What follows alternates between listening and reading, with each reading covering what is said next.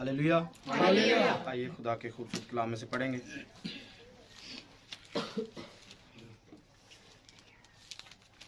मुकाशफा की किताब उसका 11वां बाब और उसकी हम 15वीं आयत से लेकर 19वीं आयत तक खुदा के कलाम में से पढ़ेंगे। कोई भी बुलंद आवाज़ से पढ़ सकता है। मुकाशफा की किताब उसका 11वां बाब और उसकी 15 आयत से लेकर 19वीं आयत तक खुदा के कलाम में से कोई भी बुलंद आवाज़ से पढ़ सकता है।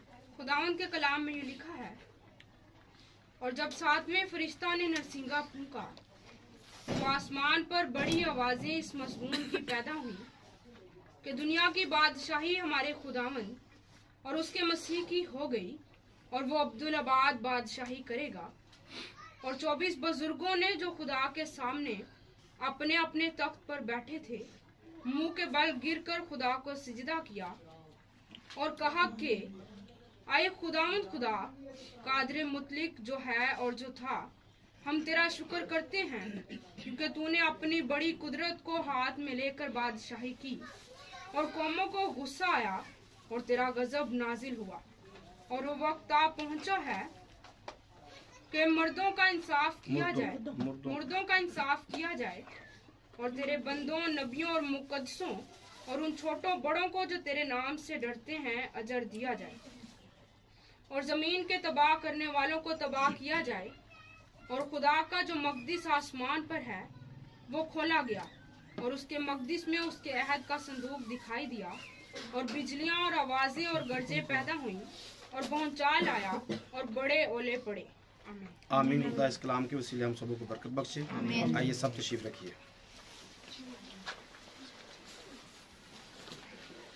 सब बोलेंगे हालेलुया। हालेलुया।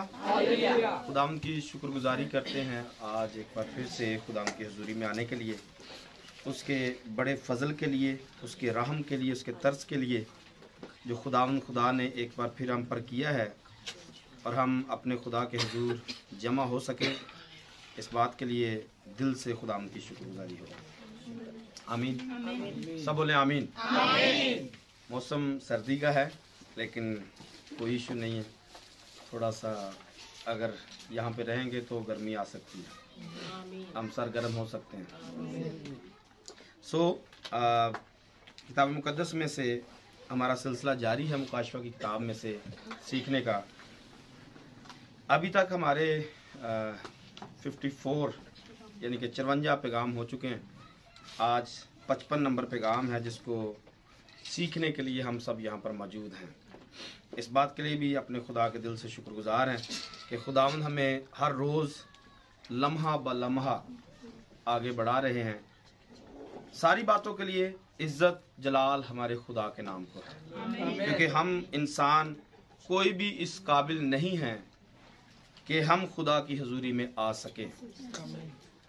कई दफ़ा कह चुका हूँ, जब हमारा अपना घर है तो हमारी मर्जी है किसी को आने दें या किसी को ना आने दें।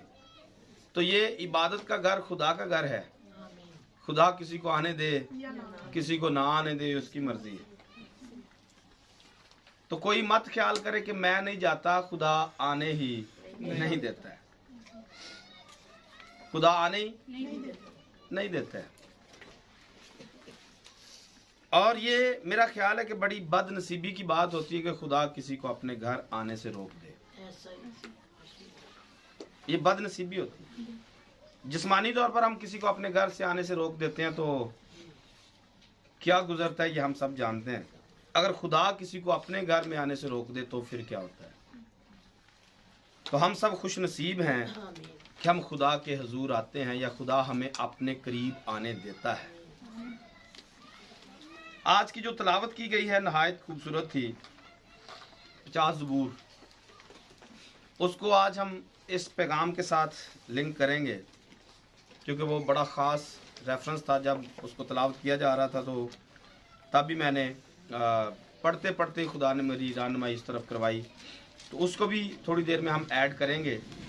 लेकिन मुकाशफा की किताब 11वें बाब में 15वीं आयत पर हमने तकरीबन 2 पैगाम तो पहले दे दिए, बल्कि 3 पैगाम तकरीबन हो चुके हैं इसी हवाले को पढ़ते हुए। पिछले संडे में हमने इसको थोड़ा डिफरेंट एंगल से देखा था और नए साल को इसमें ऐड किया गया था। खुदा ने कुछ हवाला जात दिए जिनको हमने नए साल के साथ भी ऐड किया और इसके साथ भी ऐड किया गया। तो दो बातें मिलकर हो रही थी, तो दोनों बातों को खुदा ने जोड़ा। इस बात के लिए खुदा की शुक्रगुजारी हो। एक चीज जहां से हमने इसको छोड़ा था वहां से हम इसको आगे बढ़ाएंगे। 15वीं आयत में दोबारा से आज पढ़ेंगे और 18वीं आयत को दोनों को लिंक करेंगे और इससे हम आगे बात को लेकर जाएंगे। 15वीं आयत का हिस्सा पढ़ेंगे और फिर 18वीं आयत के पहले जो लफ्ज हैं उनको पढ़ेंगे। कोई भी बंदा बुलंद आवाज से पढ़े। 15वीं आयत को पहले स्टार्ट में पढ़ना है। और जब सातवें फरिश्ता ने नरसिंगा फूंका, सातवें ने नरसिंगा जब फूंका तो आसमान पर बड़ी आवाजें इस मजमून की पैदा हुई कि दुनिया की बादशाही हमारे खुदावन और उसके मसीह की हो गई और वो अब्दुल आबाद बादशाही 18वीं आयत का शुरू क्या कहता है? और कौमों को गुस्सा आया। जब ऐलान ये हुआ कि बादशाही खुदावंद की और उसके मसीह की हो गई है तो कौमों को गुस्सा चढ़ा। बड़ी हैरानकुन बात है कि जब भी मसीह की बादशाही आती है तो कौमों को गुस्सा चढ़ता है। जब मसीह की बात आती है कौमों को गुस्सा चढ़ता है। जब खानदानों के अंदर मसीह को डिस्कस किया जाता है लोगों को गुस्सा चढ़ता है। तानू मसीह तो अलावा कोई गल नहीं आती, तुम्हें खुदा के अलावा कोई बात नहीं आती, हर वक्त खुदा खुदा करते रहते। कौमों को गुस्सा आता है। जब भी बात करते हैं मसीह की बात करते हैं अंदर से ना जाने कौन सी ऐसी बदरू उठती है कि मसीह का नाम सुनना नहीं चाहते। अंदर से ऐसी बदरूहें बैठी हुई हैं जो मसीह की बादशाही का इनकार फौरन से कर देती हैं। बज़ाहिर ऐसा लगता है मैं कह रहा हूं, बज़ाहिर ऐसा लगता है कोई बंदा इनकार कर रहा है, लेकिन ऐसा हो नहीं सकता। ऐसा खुदा के रूह के बगैर लिखा है कोई भी मलाउन नहीं कह सकता। ये गुस्सा चढ़ने वाली जो स्पिरिट है ये इब्लीस की स्पिरिट है। जब भी आप बात करें, किसी के साथ बात करें, मसीह की बात करें और आगे से टोक दे, मेरा ख्याल है समझ ले वो सुअर है, उसके साथ बात मत करें। आपको समझ में आ गया कि मेरे सामने सुअर बैठा है तो उसके साथ बात को बंद कर दे, क्योंकि उसको मसीह के नाम से गुस्सा चढ़ रहा है। कौमों को गुस्सा चढ़ता है। मसीह की बात करते हैं कौमों को गुस्सा चढ़ता है, तकलीफ होती है।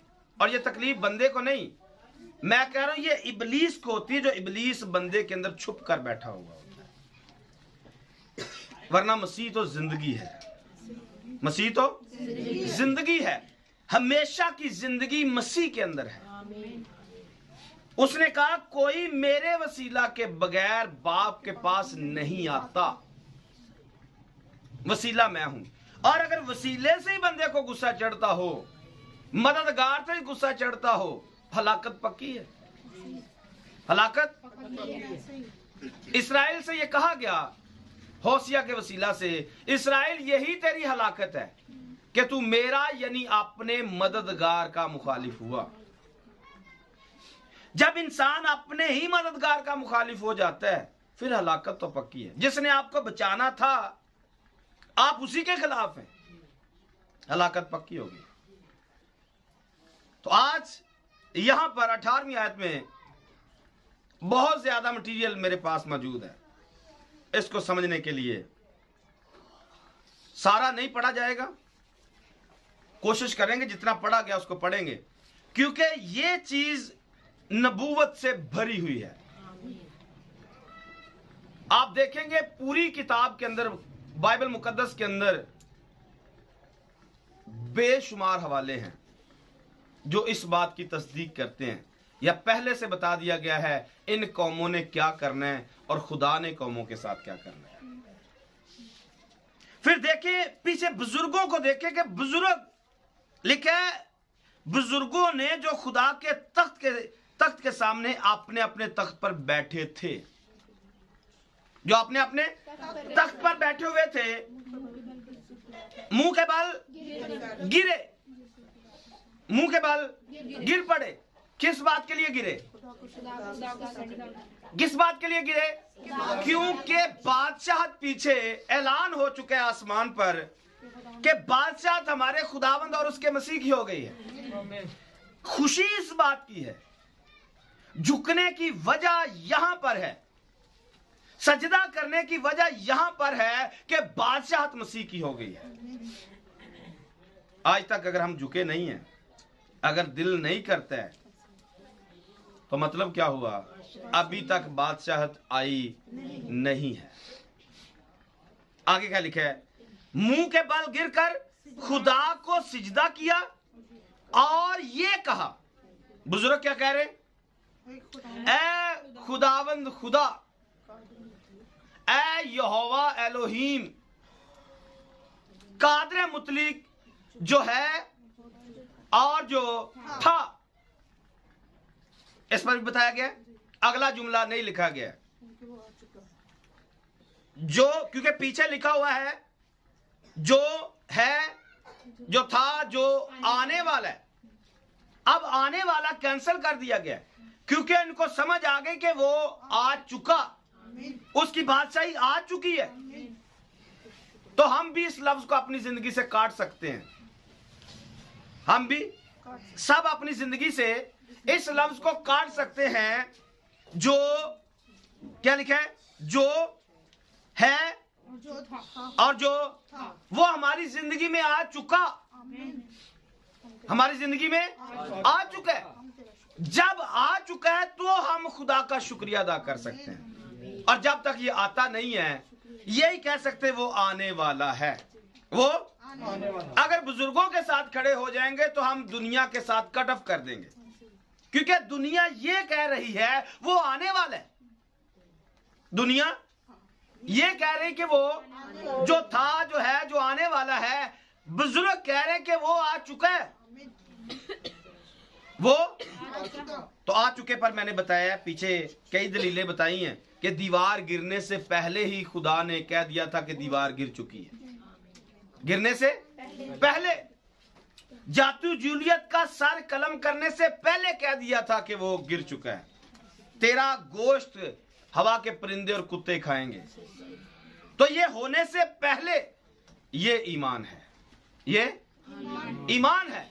और जब हम अपनी जिंदगी में इस बात को ले लेंगे कि वो आ चुका है, वो आ चुका है, लोगों को गुस्सा चढ़ेगा, लोगों को एक इंज दी गल कर रहे हैं, ये कौन सी तालीम दे रहे हैं? यीशु मसीह पर लोगों को गुस्सा चढ़ता था या नहीं? खास खुदा नू अपना अब्बा आंदा है, खुदा नू खास अब्बा कह के गल करदा है। असी भी ते माने कि खुदा साडा अब्बा है, असी नहीं हर वक्त अब्बा अब्बा आंदे। ए जदों भी गल करदा अब्बा अब्बा कह के गल करदा है। कौमों को गुस्सा चढ़ता है। आज भी जब हम गीत गाते हैं यीशु को पापा कहते हैं, लोगों को गुस्सा चढ़ता है। ये क्या गा रहे हैं? कौमों को गुस्सा चढ़ता है, लोगों को गुस्सा चढ़ता है। क्यों चढ़ता है? क्योंकि अंदर कोई और चीज बैठी हुई है, अंदर कोई। मैंने इशायर बानी पर यह बात सुनाई थी आपको कि बाप वही होता है जिसका लहू आपकी रगों में होता है। मेरे अंदर परवेज का लहू है, मैं किसी दूसरे को अब्बा नहीं कह सकता क्योंकि परवेज का लहू मेरे अंदर है। रहमत मसीह मेरा दादा है क्योंकि रहमत के अंदर भी वही खून था, और जो परवेज के अंदर था, परवेज के अंदर जो था वो मेरे अंदर है। और जो मेरे अंदर है वो मेरे बच्चों के अंदर है। तो जिसका लहू हमारे अंदर है वो हमारा बाप है। जिसका लहू हमारे अंदर है वो हमारा। तो यीशु का लहू पीते भी हैं, फिर बाप भी नहीं मानते। यीशु का लहू हमारे अंदर आता है, हम पीते हैं, फिर बाप भी नहीं मानते हैं। या दो चीजों में से एक चीज है, या तो फिर जो लहू पीते वो लहू नहीं है, वो लहू नहीं, आप सिर्फ सीरा समझ के पीते हैं, या मेवा हमने रगड़ के उसको बनाया है। यहां तक आपकी बात रह सकती है। हाँ, अगर उसको आप लहू मानते तो फिर यीशु को मानना पड़ेगा कि वो हमारा बाप है। और जब आप कहेंगे लोगों को गुस्सा चढ़ेगा, लोगों को गुस्सा चढ़ेगा, ए यीशु नु अब्बा कह रहे, यीशु को बाप कह रहे। तो ये हमारा बाप बेटों का मामला है। आपको प्रॉब्लम नहीं होनी चाहिए, आपको प्रॉब्लम नहीं होनी चाहिए। आगे क्या लिखे? कौमों को, बल्कि पीछे वाली आयत को लिखे, हम तेरा शुक्र करते हैं क्योंकि तूने बड़ी कुदरत को हाथ में लेकर बादशाहत की। यह भी तफसीर से खाली नहीं है। अपनी कुदरत को हाथ में लेना, अपनी कुदरत को हाथ में लेना और हाथ में लेकर बादशाहत करना। सोचें, खुदा जब अपने कंट्रोल को, इख्तियार को अपने हाथ में ले लेगा और बादशाही करेगा, क्या उसकी बादशाही में नाइंसाफी हो सकती है? कोई झूठ फरेब हो सकता है, कोई दगाबाजी हो सकती है। अब क्या होने जा रहा है, इस सीन को समझना है। कब से बुजुर्ग इंतजार के अंदर है, कब से फरिश्ते इंतजार के अंदर है, कब खुदा इंसाफ करेगा, कब खुदा इंसाफ करेगा, कब खुदा अपनी कुदरत को अपने हाथ में लेगा, कब अपनी पावर को अपने हाथ में लेगा और कब ये बादशाही करेगा। पिछले पैगाम में बताया गया कि जब वो बदन में आया तो आकर भी एक बर्रे की तरह जिंदगी बसर करके चला गया। लोगों ने मारा, कूटा, जो उसके साथ करना था कर दिया और वो वापस मार खा के वापस घर चला गया। अब की बार भी वो ऐसे ही आएगा? अब ऐसा होने वाला नहीं है। अब कुछ और होने जा रहा है, अब कुछ और होने जा रहा है। अब जब ये निकलेगा तो आसमान पर भी बिजलियां आएंगी, आवाजें आएंगी, गर्जें आएंगी और भूचाल आएंगे। अब कुछ फर्क होने जा रहा है। अब पहले वाली बातें नहीं है। पिछले पैगाम में मैंने शायर बानी पर बताया था किस कदर जख्मों से चूर है वो, किस कदर जख्मों से चूर है वो। सोचो तो कितना मजबूर है वो। किस बात की मजबूरी है? कि मेरी फैमिली, मेरे बच्चे, मेरी बीवी वापस आ जाए, क्योंकि वो अपने बच्चों पर हाथ उठाना नहीं चाहता है, अपनी बादशाही दिखाना नहीं चाहता है, अपना क्रोध, अपना कहर निकालना नहीं चाहता है। वो लाड प्यार से अपने बच्चों को अपने साथ रखना चाहता है। मोहब्बत के जिम्मे में रहकर बच्चे तकलीफ दें, बीवी तकलीफ दे, चुप करके सह कर वो कहेगा घर बचना चाहिए, घर बचना चाहिए। आप देखा, आपने देखा दिल की सख्ती किसे कहते हैं? खुदा कभी कभी सख्ती भी दिखाता है। मैंने तेरी मां को तलाकनामा लिख के छोड़ दिया। यह दिल की सख्ती होती है। आज भी ऐसा होता है, लोग जब किसी के साथ गुजारा नहीं होता फौरन से झट से तलाकनामा लिखते हैं और मुंह ते मारे, चल भाई तू अपना बंदा लाभ तो मैं अपनी बुढ़ी लाभना। यह दिल की सख्ती होती है। बंदा बर्दाश्त नहीं कर पाता है, बंदे के अंदर इसका एबिलिटी नहीं है कि वो ऐसे मतलब मार खाकर बर्दाश्त करके दुख सहकर अपने घर को चला सके। खुदा ऐसा करता है, खुदा ऐसा, और यही कुछ कर रहा है। इस कदर मजबूर है कि मार भी खा ली, लहू भी बहा लिया, मर भी गया, मर कर फिर से आसमान पर चला गया, फिर से 2 दिन का टाइम दे गया। कि 2 रोज के बाद मैं फिर से आऊंगा और तुम्हें हयात ताजा बख्शूंगा, और 2 रोज के बाद आऊंगा, शादी का जश्न होगा, मैं पानी को मैं में तब्दील कर दूंगा। लेकिन लोग फिर भी उसकी बादशाह को पसंद नहीं करते। उसकी बात आती है, लोगों को गुस्सा चढ़ता है। आज भी लोग उसके कलाम को अपने पैरों के नीचे रौंदते हैं। आज भी लोग उसकी बातों को पीठ पीछे फेंक देते हैं, फिर भी बर्दाश्त करता है। किस कदर जख्मों से चूर है। वो जख्म तो शायद अब तक पुराने हो चुके हों, लेकिन हम हर रोज उन जख्मों को कुरेदते हैं। हर रोज जख्मों को फिर से जख्म ताजा कर देते हैं। जब जब हम उसकी बातों को मिट्टी में मिलाते हैं, जब जब हम उसकी बातों को रद्द करते हैं, कलाम को रद्द करते हैं, फिर से उसके जख्म ताजा करते हैं।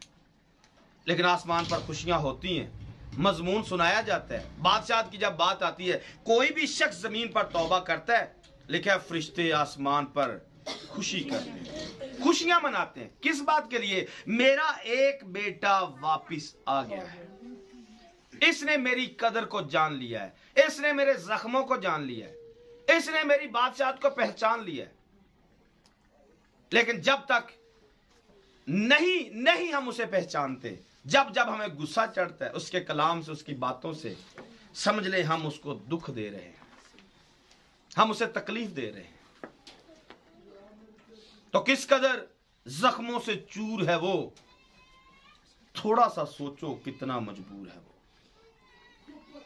कि इतने जख्म खाकर भी वो आज तक मेरा और आपका इंतजार कर रहा है, मेरा आपका इंतजार कर रहा है, बाहें फैलाए हुए खड़ा है कि कब मेरे बच्चे वापिस आएंगे। चाहे तो 1 मिनट के अंदर, पूरी 1 मिनट तो बहुत ज्यादा है, एक लफ्ज मुंह से निकाले भी ना, क्योंकि उसे जरूरत पड़ती नहीं है कि पानी को मैं में तब्दील करने के लिए कहे कि पानी तब्दील हो जाए। पानी खुद ब खुद तब्दील हो जाता है। पानी उसकी कुदरत को जानता है। लिखा है, अगर वो धमकी लगा दे, समंदर खुश्क हो जाता है। कहने की जरूरत नहीं है कि खुश्क हो जा, धमकी लगाएगा तो ये खुश्क हो जाएगा, धमकी से खुश्क हो जाएगा। ये उसकी कुदरत है। सोचें, पूर्वी हवा चलती है, समंदर 2 टुकड़े कर देती है। क्या ये हवा उसके कंट्रोल में नहीं है? आज वो समंदरों को 2 टुकड़े नहीं कर सकता है। आज वो जो हदबंदी समंदरों पर लगाई हुई है, क्या उसको खत्म नहीं कर सकता है? समंदर की हद बनाई किसके साथ? रेत के साथ। समंदरों की हद रेत के साथ। हम हल्की सी बारिश आ जाए उसके लिए बड़े बड़े लेंटर डालते हैं, नाले बनाते हैं, बड़ी बड़ी दीवारें खड़ी करते हैं। पानी अंदर नहीं आना चाहिए। खुदा की कुदरत देखें, रेत के साथ वो बंद को बांध देता है। रेत के साथ हमारा रेत में जब तक सीमेंट अच्छा ना मिलाया जाए, हमारी दीवार खड़ी नहीं हो सकती। खुदा पानी को रेत के साथ खड़ा कर देता है। सोचे खुदा के बारे में, किस कदर बड़ा खुदा है। ऐसा मुमकिन हो सकता है क्या आपने पानी पर बांध लगाना और आगे रेत डाल दें? कितना बड़ा समंदर खुदा ने रेत के साथ बांध दिया है। ये हमारा खुदा है। और जब मैंने कहा, जब वो अपनी कुदरत को हाथ में लेकर बादशाही करेगा, सोचे दुनिया के अंदर क्या बचेगा। कोई झूठ फरेब, दगाबाजी, कोई कुछ भी गलत नहीं होगा जब वो अपनी कुदरत को हाथ में लेगा। और यही इन बुजुर्गों ने देखा है। अब खुदा ने अपनी कुदरत को हाथ में ले लिया है। अब जो मुखालिफ पार्टी है, अब ये तहस नहस हो जाएगी। अब ये बचने वाली नहीं। जैसे ही ऐसा हुआ तो नीचे कौमों को गुस्सा चढ़ा। इस आयत के अंदर आप गौर करें, देखिए 18वीं आयत को कोई भी बंदा बुलंद आवाज से पढ़े एक दफा फिर से। और कौमों को गुस्सा आया। कौमों को गुस्सा आया। नंबर 1 पर इस आयत के अंदर कितने पॉइंट हैं? नंबर 1 पर कौमों को गुस्सा आया। और तेरा गजब नाजिल। नंबर 2 पर तेरा गजब नाजिल हुआ। और वो वक्त आ पहुंचा, वक्त आ गया है कि मुर्दों का इंसाफ। वो वक्त आ गया कि मुर्दों का इंसाफ किया जाए। और नंबर 4 पर, और तेरे बंदों और नबियों और मुकद्दसों और उन छोटे बड़ों को जो तेरे नाम से डरते हैं अजर दिया। छोटे बड़ों को अजर दिया जाए। और नंबर 5 पर, जमीन के तबाह करने वालों को। तबाह किया। 5 मजमून इस आयत के अंदर है, एक ही आयत के अंदर। नंबर 1 पर कौमों को गुस्सा आया। नंबर 2 पर खुदा का गजब नाज़िल हुआ। नंबर 3 पर वक्त आ पहुंचा। नंबर 4 पर मुर्दों का इंसाफ किया गया और अजर मिला। और नंबर 5 पर जमीन के तबाह करने वालों को, दोनों को अजर मिल रहा है, बदला मिल रहा है। जो जमीन को तबाह करते हैं उनको तबाह किया जाएगा, और जो खुदा से डरते हैं छोटे बड़े, उनको अजर दिया जाएगा। अब यहां से 5 मजमून आप निकाल सकते हैं और 5 पर बात कर सकते हैं, लेकिन मैं कुछ बातें आपके साथ रखना चाहता हूं। स्टार्ट करेंगे। अब हम हवाला जात पढ़ेंगे और हवालों से बातें देखेंगे कि क्या क्या हवाले बयान कर रहे हैं और कैसे कौमों को गुस्सा कैसे चढ़ता है, कौमें करती क्या हैं। अब हम इसको देखेंगे कि कौमों को गुस्सा चढ़ेगा और कौमें क्या करेंगी, और फिर बदले में खुदा इनके साथ क्या करेगा। इसको अभी हम पढ़ना शुरू करेंगे। आइए इसी 11वें बाब की दूसरी आयत से स्टार्ट करते हैं।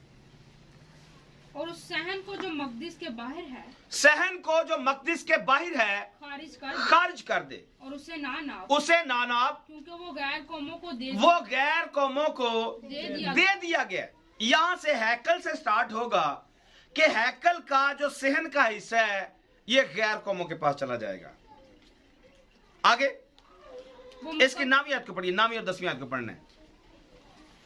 और उम्मतों और कबीलों और अहले जुबान और कौमों में से लोग उनकी लाशों को 3.5 दिन तक देखते रहेंगे। यहां पर आपने देखा है कि 2 गवाह हैं। 2 गवाहों को जब मार दिया गया है, जब मसीह की बादशाहत की बात कर रहे थे, तो उन दोनों को मार दिया गया। और कौमें क्या कर रही हैं? कौमें उनको देख रही हैं, उनको दफन नहीं करने दे रही हैं। खुदा ने अपने बंदे खड़े किए और ये खुदा की बादशाहत की बात करते हैं, पर बंदे उनको रद्द करते हैं, कौमें उनको रद्द करती हैं, उनके मैसेज को कबूल नहीं करती हैं। आखिरकार उनको मार दिया जाता है और वो पड़े रहते हैं 3.5 दिन तक, कोई उन्हें उठाने नहीं देता है। बल्कि उल्टा आगे क्या लिखा है? और उनकी लाशों को कब्र में ना रखने देंगे, कब्र में रखने ना देंगे। और जमीन के रहने वाले उनके मरने से खुशी मनाएंगे। क्यों? क्योंकि जब ये खुदा की बात कर रहे थे तब इन्हें गुस्सा चढ़ रहा था, अब ये मरे हैं तो ये इनकी जान में जान आई है। हालांकि यीशु मसीह ने ऐसा बोला कि जो मेरे लिए अपनी जान को खोता है उसे वो पाता है, और जो मेरे लिए जान नहीं देता है वो अपनी जान का नुकसान करता है। तो ये 2 गवाह अपनी जान दे देंगे पर उनको बचा लेंगे, रूह फिर से वापस आएगी। पर अब इनका क्या होगा? जिन्होंने उसका इनकार किया है, जिन्होंने उसे रद्द किया है, ये परिंदों की खुराक बनने वाले हैं, ये जानवरों की खुराक बनने वाले हैं। आगे पढ़िए। और शादियाने बजाएंगे और आपस में तोहफे भेजेंगे, क्योंकि इन दोनों नबियों ने जमीन के रहने वालों को सताया था। जी हाँ, जब कोई मुनादी करता है तो ये लोग सताए जाते हैं, लोगों को प्रॉब्लम खड़ी हो जाती है, लोग तकलीफ महसूस करते हैं। ये क्या बातें सुना रहे हैं? ये कौन सी तरफ, किस साइड पर हमें लेकर जाना चाहते हैं? जब बाइबल की बात आती है अंदर से तकलीफ होती है, जान मुसीबत में फंस जाती है। किस किस बात पर अमल करेंगे, किस किस बात को मानेंगे? हर तरफ जब सुनते बंदिश है, तकलीफ है। लेकिन याद रखिए, ये बंदिश हमारे लिए जिंदगी लेकर आएगी। ये बंदिश हमारे लिए जिंदगी को लेकर आएगी। अगर बंदिश में नहीं रहेंगे हम आवारा रहेंगे, और आवारगी आपको मौत देगी ना कि जिंदगी देगी। आवारगी आपको तबाह बर्बाद करेगी। लेकिन अगर बंदिश में रहेंगे, कलाम में रहेंगे, आज़ादी के साथ ज़िंदगी बसर करेंगे, क्योंकि खुदा का कलाम हमें आज़ाद करता है, हमें एक लिमिट में रखता है। क्योंकि आज़ादी कानून के अंदर होती है, कानून के बाहर लापरवाही होती है।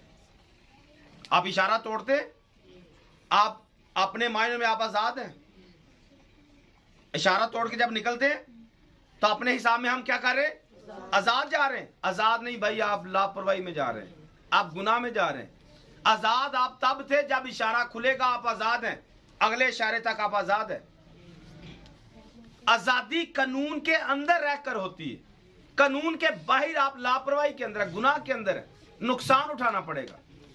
कलाम में आज़ादी है, कलाम से बाहर आवारगी है। और जब जब कहा जाता है कलाम में चलना है, हमें तकलीफ होती है। वो बच्ची हो, बच्चा हो, औरत हो, मर्द हो, बूढ़ा हो, जवान हो, खादम हो, कलीसिया कोई भी हो, जब कलाम का अंदर नुक्स आ गया है, कलाम की बात करते गुस्सा चढ़ता है, अंदर से तकलीफ सी महसूस होती है। मुझ पर यह भी पाबंदी आ रही है, मुझे ये भी करना पड़ेगा। अगर नहीं करोगे तो आप नाफरमानी में नजर आ रहे हो, आप लापरवाही में नजर आ रहे हो, आप गुनाह के अंदर नजर आ रहे हो। तो खुदा नहीं चाहता कि उसके बच्चे जब उनको कोई देखे तो गुनाह के अंदर नजर आए।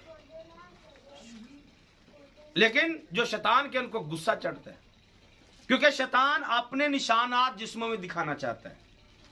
आप इल्यूमिनाटी की बात कर लें, उनकी एक खास पहचान है। जितने उनके बंदे हैं वो अपने साथ कुत्ते रखते हैं, वो अपने साथ कुत्ता इल्यूमिनाटी की शैतान की तंजीम की निशानी होती है कि वो कहता है कि आपने एक कुत्ता अपने साथ साथ पाल के रखना है। आप जितने भी इल्यूमिनाटी के लोग हैं इंटरनेट पर सर्च कीजिए, जहां पर भी वो बैठे हुए होंगे कुत्ता उनके साथ नजर आएगा। ये उनका निशान है। आप कायन को देख लें, कायन पर भी एक निशान आ गया है। इस पर भी बहुत सारे लोग अपनी मुख्तलिफ राय रखते हैं, कायन के पास कौन सा निशान था। तो मेरे पास सादा सा इसका जवाब है, जो खुदा के रद्द लोग होते हैं उनके पास एक नहीं कई निशान होते हैं। जो खुदा की तरफ से जो आवारा हो जाते हैं अपने घर से, खुदा के घर से लिखा है आवारा हो गया, ये सजा मेरे से ये तकलीफ जो है ये मेरी बर्दाश्त से बाहर है। तो आप देख ले, जो खुदा के घर से आवारा हो जाते हैं उनकी कई निशानियां होती। आजकल तो पकड़ना मुश्किल ही नहीं है। फटी पैंटों वाले जितने ये सब आवारा हैं, ये सारे कायन की नस्ल है। फटी पैंटों वाले सारे कायन की नस्ल है। एड़ियां नंगी रखने वाले कायन की नस्ल के हैं, वो चाहे लड़के चाहे लड़के हैं। लिखा जबरदस्ती उनकी एड़ियां नंगी कर दी जाएंगी। पढ़ाया नहीं है? पिछले दिनों मैंने ये रेफरेंस दिया हुआ है। खुदा जबरदस्ती लिखा है उनकी एड़ियां नंगी कर देगा। और आज जो एड़ियां नंगी करके घूमती हैं और घूमते हैं, ये सब रद्द शुदा लोग हैं। खुदा की तरफ से ये रद्द है, ये कायन की नस्ल से हैं।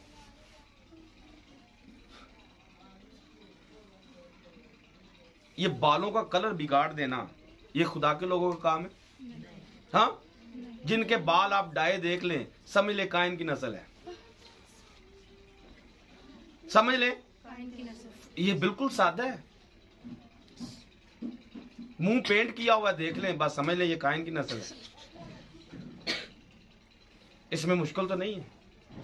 तो ये आपको लाखों नहीं करोड़ों में नजर आएंगे कलाम को रद्द करने वाले। एक नहीं, दो नहीं, ये निशानियों से भरे हुए। मैंने कहा शैतान अपना निशान सामने दिखाता है। शैतान अपना निशान हमारे बदनों से जाहिर करवाता रहता है और हम अपने बदनों से शो करते रहते हैं। लिखा नहीं दरख्त अपने फल से, लिखा नहीं है? तो मैं लिखे हुए की बात कर रहा हूं। शैतान भी अपने फल हमारे अंदर लगाता है और लगाकर साबित करवाता है कि ये किसका है। वो अपनी पहचान खोता नहीं है, अपनी चीजें शो करवाता है। खुदा भी करवाता है, शैतान भी करवाता है। कई दफा ये मैंने पहले भी रिकॉर्ड की बात आप तक पहुंचाई है। सिगरेट पीना, नस्वार रखना, लूडो खेलना, ड्रामे देखना, फिल्में देखना, ये सारे गुनाह नहीं है। ये सारे कोई चीज इसमें गुनाह नहीं है। गुनाह तो शरा की मुखालफत करना है। गुनाह तो गुनाह शरा की मुखालफत है। और ये जो बाकी सब कुछ मैंने गिन के आपके सामने रखा है, ये सारे गुनाह के फल हैं। ये सारे गुनाह के मतलब आपके अंदर गुनाह का दरख्त इतना बड़ा हो चुका है, अब ये बेशर्मी में इतना आगे बढ़ चुका है कि फल दे रहा है। ड्रामे देखते आपको शर्म नहीं आती, लूडो खेलते आपको शर्म नहीं आती, क्रिकेट खेलते आपको शर्म नहीं आती, नस्वार रखते आपको शर्म नहीं आती, गालियां देते आपको शर्म नहीं आती, सिगरेट पीते आपको शर्म नहीं आती, फिल्में देखते आपको शर्म नहीं आती, स्टेज शो देखते शर्म नहीं आती, जुगते एक दूसरे को मारते शर्म नहीं आती। क्यों? क्योंकि गुनाह अंदर एक दरख्त बनकर फल दे रहा है। गुनाह अंदर इस कदर दरख्त बन चुका है कि आप बेशर्मी के साथ सारे काम करते हैं, शर्म नहीं आती। क्यों शर्म आएगी भाई? दरख्त है, दरख्त फल देगा। अब तुम्हें को देखते तुम्हें को शर्म तो नहीं आती है फल देते हुए? वो तो जैसा है वो फल अपना फल देगा। आप केले को देखेंगे उसको भी शर्म नहीं आती है, सेब को देखेंगे उसको भी शर्म नहीं आती है, क्योंकि जिस किस्म का दरख्त है उस किस्म का वो फल देगा। तो शैतान के, अगर हम शैतान के हैं तो शैतान अपनी निशानियां बदनों से दिखाता रहता है।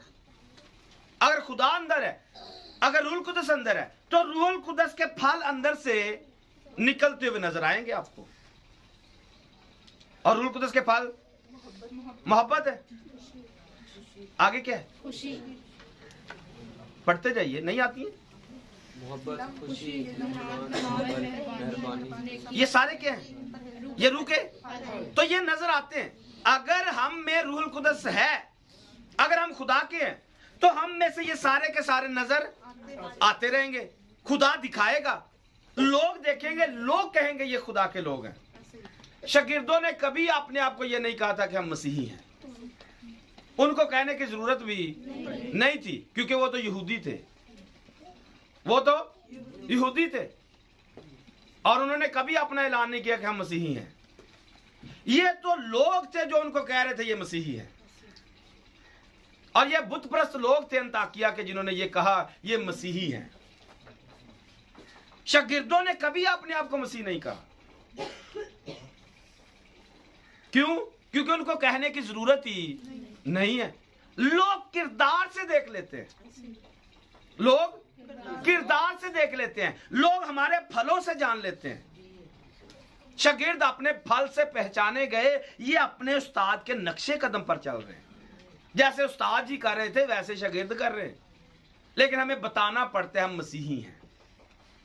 हमें, क्योंकि हमारे करतूत, एक गैर मतलब के मसीही बंदा नस्वार रख रहे, आप उससे मांग के रख रहे हो, दोनों में फर्क क्या है? हाँ, एक स्टेज शो देख रहे, आप उसके साथ देख रहे, मेरे आलू थोड़ा स्क्रीन का मुंह कर, दोनों में फर्क क्या है? फर्क तो तब होगा वो आपके सामने स्टेज शो देखे और यार दफा करे पर तू की वेखने है, किसी दूसरे को जाके बताया कि मैं मसीह दे कोल इंज कर लगा सा, उन्हें मैंने मना करता सी। मसीही लोग ऐसे होते हैं। मसीहियों की पाकीज़गी का लेवल कुछ फर्क होता है, बताना पड़ता है। शायद हमारी शिनाख्त बेहयाई हो चुकी है कि जिसने सर पर दुपट्टा नहीं लिया ईसाइयां दी कुड़ी है।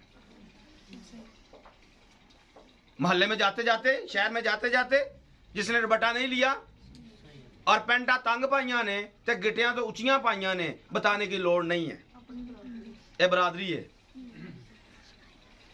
मोटरसाइकिल लुंडे कीते ने, बरादरी है।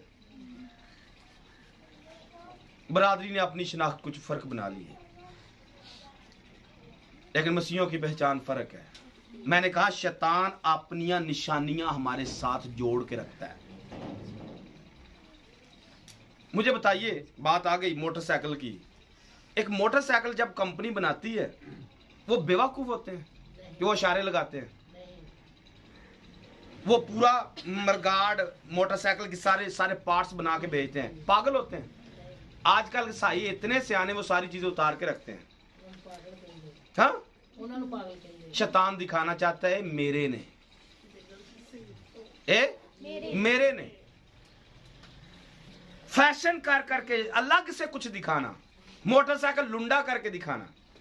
लुंडा मोटरसाइकिल नहीं, हकीकत में तुम लुंडे हो। अंदर लुंडा पार्टी अंदर अभी तक भरी हुई है, वरना मोटरसाइकिल कंपनी इतनी बेवकूफ नहीं है। वो आपकी सेफ्टी के लिए सारी चीजें रखती है। उसे पता है रोड पर चलने के लिए इशारों की जरूरत होती है। आपकी मीटर की स्पीड उन्होंने मुकर्रर की है, आप इस मीटर से आगे नहीं बढ़ सकते। जो मीटर ही पोट के परा छोड़ देना है, फिर क्या होगा? ताकि मीटर वाल ध्यान ही ना जाए ते मोटरसाइकिल रेड़ दी 3 मील दूर जाए। क्यों? क्योंकि शैतान अपने निशान बदनों में दिखाना चाहता है। मैंने कहा एक निशान नहीं है कायन का, आज तो हजारों की तादाद में कायन के निशान है। जिनके काम बुरे हैं वो कायन की नस्ल से ही है। खुदा अपने निशान दिखाता है, शैतान अपने निशान दिखाता है। और जो जो ये सारे काम करते हैं उनके सामने मसीह को रखे, पेश करे, जरा गुस्सा चढ़ेगा। कौमों को ए पादरी केड़े पासे चढ़ गया,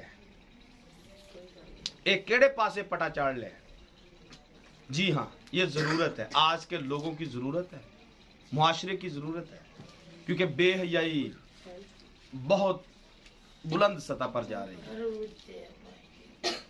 बुलंद सतह पर है। गौर करें, मसीह की बादशाही को पहचानें, अपने आप को उसके सामने पेश करें। अगर गुस्सा चढ़ रहा है तो समझ ले प्रॉब्लम अंदर ही है, प्रॉब्लम अंदर है। और जब जब प्रॉब्लम अंदर है, तकलीफ होगी। आप कभी बुजुर्गों के साथ उसके सामने झुक नहीं सकते हैं। खुदा का गजब अगर याद रहे, खुदा का गजब अगर, क्योंकि अगला हिस्सा ये कह रहा है तेरा गजब नाजल हुआ, तो ये गजब ही तो भूल जाता है, ये गजब ही तो। आइए देखिए इब्रानियों 12वें बाब की 29 नंबर आयत को देखें। हमारा खुदा क्या है या कैसा है, और इसके साथ लिंक मिलाएंगे जो मैंने कहा था शुरू में, ज़बूर की किताब में से, ज़बूर 50। क्योंकि हमारा खुदा भस्म करने वाली आग, हमारा खुदा भस्म करने वाली, यही तो भूल जाता है, यही तो भूल जाता है कि हमारा खुदा भस्म करने वाली आग है। आइए ज़बूर 50 में पढ़िए पहली आयत से।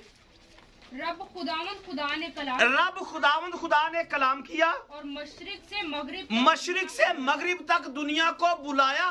सयून से जो हुसन का कमाल है, खुदा सयून से जलवागर हुआ। हमारा खुदा आएगा और खामोश नहीं रहेगा। जब ये आएगा तो ये खामोश नहीं रहेगा। आग उसके आगे आगे भस्म करती जाएगी। और उसकी ये समझे, ये दुनिया के आखिर में होने जा रहा है। जब जब लोगों को, कौमों को गुस्सा चढ़ता है, हमारा खुदा भस्म करने वाली आग के साथ आएगा। और आगे क्या लिखा है? आग उसके आगे आगे भस्म करती जाएगी और उसकी चारों तरफ बड़ी आंधी, उसकी चारों तरफ बड़ी आंधी चलेगी। अमाल 2 बाब में यही कुछ चल रहा है। जब ईद पेंतिकोस्त का दिन आया तो ये बड़ी आंधी खुदा के आने की निशानी थी कि खुदा वहां पर उतरा है। या फिर खरूज की किताब में आप देख सकते हैं 19वें बाब में खुदा उतरता है, कोई सीना पर खुदा उतरता है, पहाड़ कांपता है। पहाड़ एक बेजान चीज है, वो खुदा की बर्दाश्त नहीं कर सकते। लेकिन आज का इंसान उन पत्थरों से भी ज्यादा सख्त हो चुका है। पत्थर के बड़े बड़े पहाड़ हमारे खुदा की वजह से हिल जाते हैं, अपनी जगह से टल जाते हैं। लेकिन आज का इंसान टस से मस नहीं होता है। लिखा है उसके चारों तरफ बड़ी आंधी चलेगी, अपनी उम्मत की अदालत करने के लिए वो आसमान जमीन को तलब करेगा, अपनी उम्मत की अदालत करने के लिए। तो यहां पर क्या होगा, इसी मुकाशवा की किताब में आप देखते हैं वक्त आ गया, वक्त आ पहुंचा कि मुर्दों का इंसाफ किया जाए, मुर्दों का इंसाफ किया जाए। कुछ और बातें पढ़ लेते हैं, इंसाफ पर फिर बात कर लेंगे। मुकाशवा 17वें बाब में आइए, उसकी 12 नंबर आयत से पढ़िए। और वो 10 सिंह जो तूने देखे 10 बादशाह, अभी तक उन्होंने बादशाही नहीं पाई, मगर उस हैवान के साथ घड़ी भर के वास्ते बादशाहों जैसा ये इख्तियार पाएंगे। इन सब की एक ही राय होगी, वो अपनी कुदरत इख्तियार उस हैवान को दे देंगे।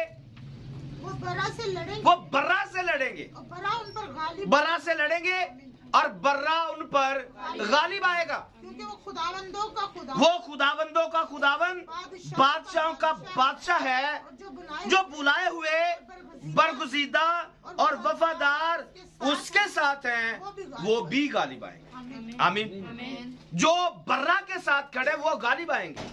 और आज जो बर्रा के साथ नहीं है, आज जिनको बर्रा की बातें तकलीफ देती हैं, ये हार जाएंगे, ये हार जाएंगे। कुछ आगे और पढ़िए, 19 बाब में आइए, 19 बाब की 19 आयत को पढ़िए। फिर मैंने उस हैवान जमीन के बादशाहों उनकी फौजों को उस घोड़े के सवार और उसकी फौज से जंग करने के लिए इकट्ठा देखा। क्यों? क्योंकि बादशाही का ऐलान हो गया कि मसीह की बादशाही है और कौमों को गुस्सा चढ़ रहा है। कौमें नीचे, सारी कौमें, जो मैंने पहले कई दफा बताया, यूनाइटेड नेशन को तकलीफ होगी, गुस्सा चढ़ेगा। हमने इतनी प्लानिंग करके, इतना बड़ा नेटवर्क फैलाकर हमने लोगों को गंदगी पे लगाया, हमने लोगों को टिकटॉक पे लगाया, हमने बीगो लाइव पे लगाया, फेसबुक पे लगाया, हमने व्हाट्सएप पर लगाया, हमने यूट्यूब पर लगाया, हमने मोबाइलों पर लगाया, रिश्तों को खत्म करके हमने मोबाइलों पर जोड़ दिया। आज ये मसीह बादशाही करने के लिए किधर से आ गया? हमने तो गंदगी के अंबार खड़े कर दिए, लेकिन ये कहां से आ गया? इनको तकलीफ होगी। हमने इतनी प्लानिंग करके, हमने इतने मजाइल सिस्टम को खड़े किए, हमने इतना बड़ा मार्जिन बनाकर दुनिया को तबाह करने का मंसूबा बनाया है। ये मसीह कहां से आ गया? क्योंकि इनको पता है कि मसीह हमें तबाह करेगा। इनको खत्म करने के लिए वाहिद एक मसीह तो है जो इस यूनाइटेड नेशन के सर को कुचलेगा, वरना उन्होंने तो दुनिया को हराम जदगी पर लगा दिया है। नित नई एप्स वो लॉन्च करते रहते हैं, जहां से आप रिश्तों को खत्म करते हैं, जहां से आप मां बाप की कदर और कीमत को खत्म करते हैं, जहां से आपको रिश्ते, दुनियादारी, बिल्कुल आप दुनिया से अलग हो जाएं। पूरी एफर्ट तो वो कर रहे हैं।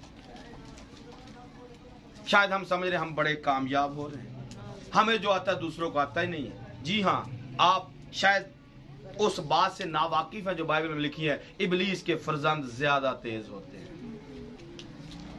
इबलीस के फरजंद खुदा के फरजंदों से ज्यादा तेज है। उसने कितनी मेहनत की है, इनको तकलीफ आ रही है, ये सारे इकट्ठे हो जाएंगे मसीह के खिलाफ। पढ़िए आगे। और वो हैवान और उसके साथ वो झूठा नबी पकड़ा गया, जिसने उसके सामने ऐसे निशान दिखाए थे जिनसे उसने हैवान की छाप लेने वालों और उसके बुत की प्रस्तुत करने वालों को गुमराह किया। वो दोनों आग की झील में जिंदा डाले गए, जो गंधक से जलती है, और बाकी उस घोड़े के सवार की तलवार से जो उसके मुंह से निकलती है कत्ल किए गए, और सब परिंदे उनके गोश्त से सेर हो गए। ये कौमों को अजर मिलने वाला है। इनको गुस्सा चढ़ेगा पर उसके मुंह से तलवार निकलेगी और तलवार उनको खा जाएगी और वो परिंदों की खुराक बनेंगे। वो परिंदों की। आज भी जितने लोगों को कलाम सुन के गुस्सा चढ़ता है, सबका अंजाम यही है। सबका अंजाम यही, हलाकत उनका मुकद्दर है। कुछ और पढ़े। ये ज़बूर 2 में, इसको भी कई दफा पढ़ाया गया है। ज़बूर 2 की पहली 3 आयतें पढ़ेंगे। एक बंदा यशायाह 34 बाब निकाले। यशायाह 34 नंबर बाब, ज़बूर 2 की पहली आयत को पढ़ना है। कौमें किस लिए तैश में है और लोग क्यों बातिल ख्याल बांधते हैं। खुदावंद और उसके मसीह के। तो इसका जवाब कहां पर है? मुकाशफा 11वें बाब की 15वीं आयत में। क्यों गुस्सा चढ़ रहा है? क्योंकि ऐलान हो चुका है कि खुदावंद और उसके मसीह की बादशाही आ चुकी है। मसीह की बादशाह आ चुकी है और नीचे कौमें तैश में, कौमें गुस्से में, कौमें इकट्ठी हो रही हैं। पढ़े आगे। जमीन के बादशाह सब फराई करके और हाकिम आपस में मशवरा करके कहते हैं, आओ हम उनकी रस्सियां अपने ऊपर से उतार दें। पढ़े आगे। वो जो आसमान पर तख्त नशीन है क्या करेगा? क्यों हंसेगा?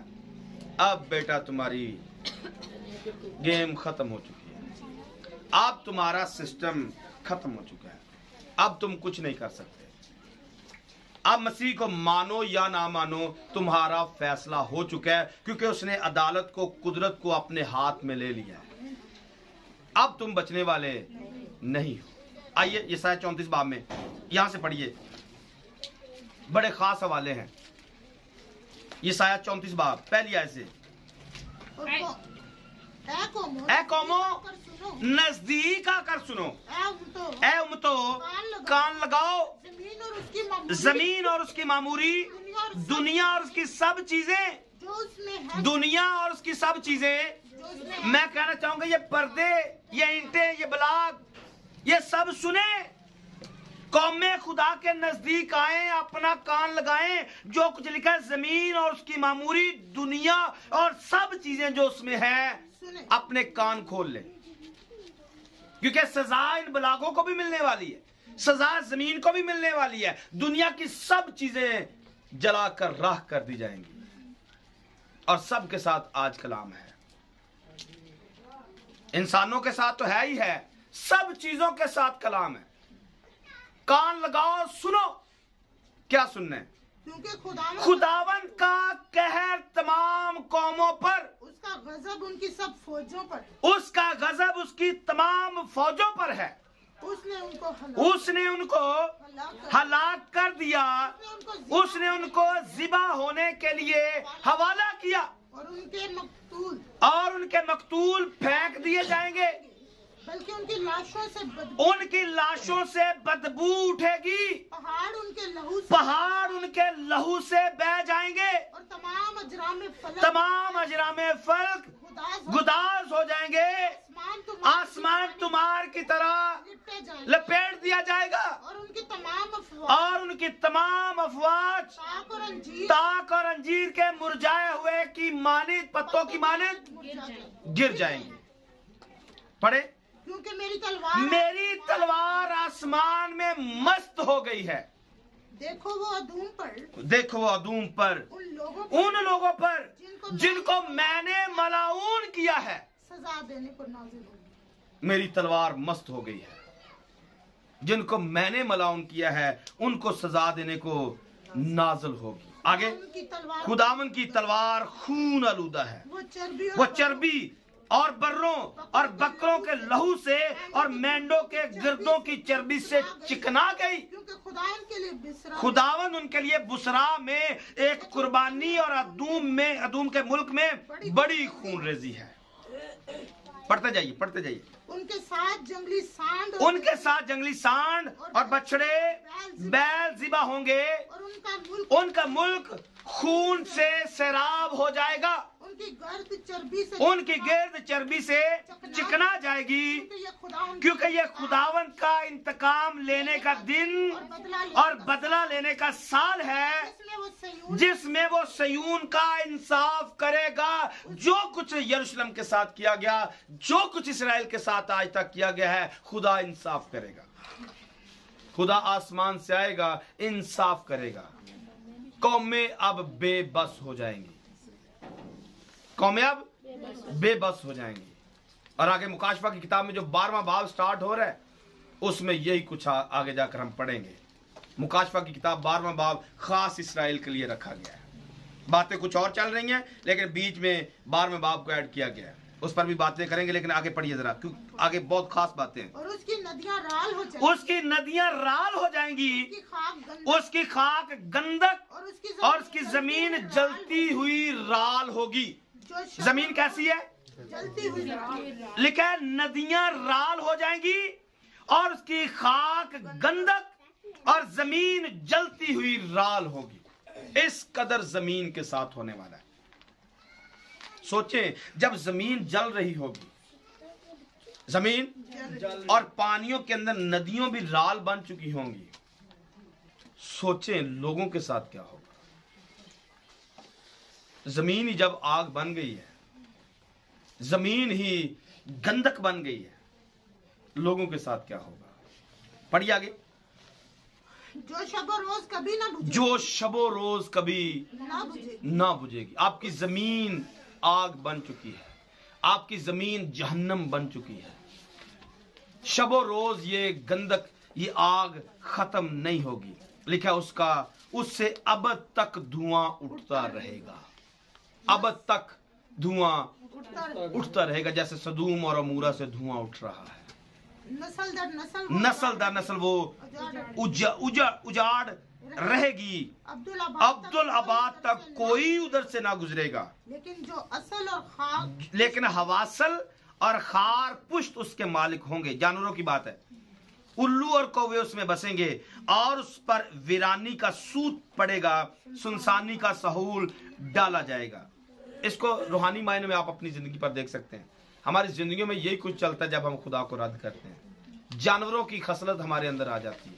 उल्लुओं जैसे काम हम करते हैं, कौवों जैसे काम हम करते हैं, खार हवासल जैसे काम हम करते हैं। ये आज के इंसानों की बात भी है। इसको रूहानी मायनों में ले सकते हैं। जब खुदावंद को रद्द करते, उसके कलाम को रद्द करते हैं, हम इन नापाक परिंदों जैसे होते हैं, कभी उड़ के वहां, कभी उड़ के वहां, लेकिन हराम जदगी जिंदगियों से निकलती नहीं है। फिर क्या लिखा है? सुनसानी का सहूल उस पर, मतलब सुनसानपन नाप दिया गया है। आगे क्या लिखा है? उसके अशराब में से कोई ना होगा जिसे वो बुलाएं के हुक्मरानी करें, और उसके सब सरदार नाचीज होंगे। उसके कसरों में कांटे, उसके किलों में बिच्छू बूटी और ऊंट कटारे उगेंगे, और वो गीदड़ों की मांदे और शतर मुर्गों के रहने का मकाम होगा। दश्ती दरिंदे भेड़ों से मुलाकात करेंगे। जी और अपने साथी को पुकारेगा। आगे, हाँ, अफरीत शब वहाँ आराम करेगा और अपने टिकने को जगह पाएगा। वहाँ उड़ने वाला सांप का आशियाना होगा। अंडे देना और सीना और अपने सीने में जमा करना होगा। वहाँ गिद्ध जमा होंगे और हर एक के साथ उसकी मादा होगी। ये कुछ जानवरों का घर बन जाएगा।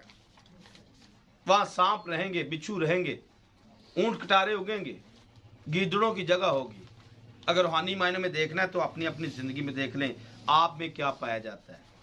उनके साथ वहां मुल्क में तो होगा, हमारे इस मुल्क में क्या चल रहा है, हमारी दुनिया में क्या चल रहा है। आज दुनिया किस जगह पर खड़ी हो चुकी है। और आगे लिखा है, तुम खुदावंद की किताब में ढूंढो और पढ़ो, उनमें एक भी कम ना होगा और कोई बेजुस ना होगा। आमीन। तो यहाँ से आगे कुछ बातें और है, लेकिन हालत क्या हो गई है? मुल्क की हालत क्या है? मुल्क वीरान हो चुका है, नदियां राल हो चुकी हैं, गंधक बन चुकी है, जमीन जल रही है। लोगों का क्या हाल होगा? एक आखिरी हवाला पढ़ लेते हैं। इसके बाद फिर अगली दफा हम इससे आगे बढ़ेंगे। यशायाह की किताब में से 63 नंबर बाब निकालिए और उसकी पहली आयत से पढ़िए। 63 ये आखिरी हवाला है। इसके बाद अगली दफा हम इससे आगे बढ़ेंगे, देखेंगे कौमों के बारे में, खुदा के गजब के बारे में। पहली आयत से पढ़ना, 63 चैप्टर उसकी पहली आयत से। ये कौन है? ये कौन है जो अदूम से और सुर्ख पोशाक पहने बुसरा से आता है? ये जिसका लिबास द्रख्शान है और अपनी तवानाई की बुजुर्गी से खरामान है। ये मैं हूँ जो सादकुल कौल निजात देने पर कादिर है। तेरी पोशाक क्यों सुर्ख है? सवाल किया गया है, तेरी पोशाक क्यों सुर्ख है? तेरा लिबास क्यों शख्स की मानिंद है जो अंगूर हौज में रौंदता है। आगे, मैंने तन तन्हा अंगूर हौज में रौंदे और लोगों में से मेरे पास लोगों में से कोई मेरे साथ ना था। मैंने तन तन्हा अकेले ने, मेरे साथ कोई ना था, मैंने अकेले में, लिखा है, हौज में अंगूरों को रौंदा है। आगे, हाँ मैंने उनको अपने कहर में लताड़ा। ये सादुकुल कौल कौन है और निजात देने पर कादिर कौन है? मैंने कहा था शुरू में, अब तो आप उसके साथ जो भी कर रहे हो, मैं जो भी कर रहा हूं बर्दाश्त कर रहे हैं, पर फिर वो आएगा जब अपने गजब में आएगा, तन्हा अंगूर रौंदेगा, अकेला रौंदेगा, कोई उसके साथ नहीं होगा, अकेला अपने गजब में लताड़ेगा। लिखे, हाँ मैंने उनको अपने गजब में लताड़ा और अपने जोश में उनको रौंदा और उनका खून मेरे लिबास पर छिड़का गया और मैंने अपने सब कपड़ों को आलूदा किया। लोग तफसीर डालते हैं, उसकी पोशाक पर लिखा हुआ है खुदावंदों का खुदावंद, बादशाहों का बादशाह, उसकी पोशाक खून से छिड़की हुई है या खून से छिड़की हुई पोशाक है। लोग ऐसा समझते हैं कि जब वो मारा गया था तब उसकी पोशाक खून से आलूदा हुई है, तब वो नंगा था, तब वो उसकी पोशाक उतार दी गई थी, उस पर खून नहीं लगा। ये उसके गजब के अंदर है। जब वो गजब में आएगा, गजब में पोशाक पहन कर आएगा और तब उसका खून उसके ऊपर आएगा, लोगों का खून उसके ऊपर आएगा। ये गजब की अलामत है, ये गजब के अंदर आएगा। खुदावंदों का खुदावंद, बादशाहों का बादशाह, ये खुशी के साथ नहीं है, ये खुशी के साथ, ये ऐलान मजबूरन गजब के अंदर, कहर के अंदर जाकर जब लताड़ा फिर ऐलान किया है, ये बादशाह है, तुमने अपनी बड़ी मनमानी कर ली है। ये बादशाहों का बादशाह है, ये खुदावंदों का खुदावंद है जिसे तुमने रद्द किया था, जिसकी बात तुम नहीं सुनते थे, जिसकी बात तुम नहीं मानते थे। आज वो बादशाहों का बादशाह पूरी दुनिया का बादशाह हो चुका है। आज तो वक्त है, अभी तो रहम के अंदर है, अभी तक वो गुस्से में आया नहीं है, गजब में आया नहीं है, अभी तक तो वो बर्दाश्त कर रहा है, अभी तक तो अपने सीक्रेट हमें दे रहा है, अभी तक तो हम पर भरोसा कर रहे हैं, अभी तक तो हम पर वो एतमाद करते हैं, अभी तक तो अपने दिल की बातें हमारे साथ शेयर कर रहे हैं। लेकिन अगर हमने उनको रद्द कर दिया, हम उसके साथ खड़े ना हुए, वो अपने जोश में लताड़ देगा। और लिखा, उनका खून मेरे लिबास पर छिड़का गया और मैंने अपने सब कपड़ों को आलूदा किया, क्योंकि इंतकाम का दिन मेरे दिल में है और मेरे खरीदे हुए लोगों का साल आ पहुंचा। क्योंकि यहाँ पर लिखा है, वक्त आ गया, आ पहुंचा, मुर्दों का इंसाफ किया जाए और तेरे बंदों, नबियों, मुकद्दसों, छोटों बड़ों जो तेरे नाम से डरते हैं, अजर दिया जाए। इंतकाम का रोज मेरे दिल के अंदर है। मेरे मुकद्दसीनों के साथ तुम क्या कर रहे हो? नबियों के साथ तुमने क्या किया? मेरे रसूलों के साथ तुमने क्या किया? मेरे बच्चों के साथ तुमने क्या किया? इस्राएल के साथ क्या किया? ये इंतकाम मेरे दिल के अंदर है, मैं तुम्हें छोड़ूंगा नहीं। ये उसका गजब है, उसका कहर है, जो आज इजराइल को लानती कहते हैं, जो आज इजराइल को बद्दुआएं देते हैं, इनका अंजाम बुरा होने जा रहा है। अगले हवालों में बाइबल से दिखा दूंगा आपको कौन कौन सी कौमें हैं जिन पर खुदा का गजब आने वाला है। अगले पैगाम में ये बातें आएंगी, किन कौमों पर गजब आएगा, उनके नाम इस बाइबल में दर्ज है। दिखाऊंगा आपको खुदा के फजल से कहां कहां पर उनका जिक्र लिखा हुआ है।